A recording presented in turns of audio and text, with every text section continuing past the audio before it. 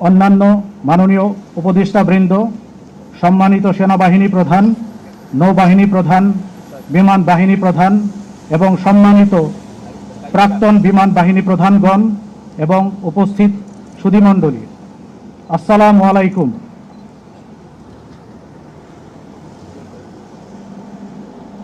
বীর মুক্তিযোদ্ধা, মহান স্বাধীনতা যুদ্ধের উপ অধিনায়ক, কিংবদন্তি কিলো ফ্লাইটের প্রতিষ্ঠাতা, বাংলাদেশের সর্বপ্রথম বিমান বাহিনী প্রধান এবং গণপ্রজাতন্ত্রী বাংলাদেশ সরকারের সাবেক পরিকল্পনা মন্ত্রী এয়ার ভাইস মার্শাল অবসরপ্রাপ্ত আব্দুল করিম খন্দকার বীর উত্তম গত 20 ডিসেম্বর 2025 তারিখে বেলা 10:35 ঘটিকায় সম্মিলিত সামরিক হসপিটালে শেষ নিঃশ্বাস ত্যাগ করেন।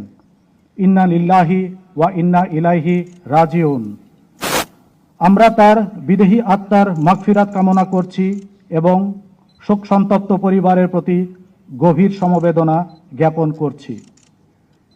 অল্প কিছুক্ষণের মধ্যে মরহুমের রাষ্ট্রীয় মর্যাদায় বীর মুক্তিযোদ্ধার ফিউনারেল প্যারেড, নামাজে জানাজা এবং দাফন অনুষ্ঠিত হবে। আমি এখন আজকের অনুষ্ঠানের ক্রমধারা এবং কিছু আনুষ্ঠানিকতার প্রতি আপনাদের মনোযোগ আকর্ষণ করছি।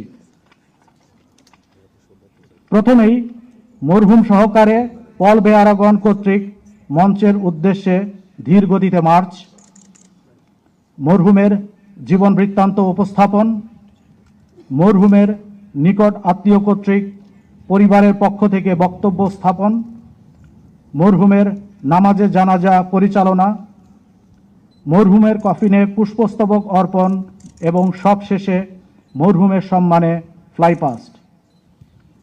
এখন মরহুম সহকারে পল বেয়ারাগন কর্তৃক মঞ্চের উদ্দেশ্যে ধীর গতিতে মার্চ পরিচালিত হবে।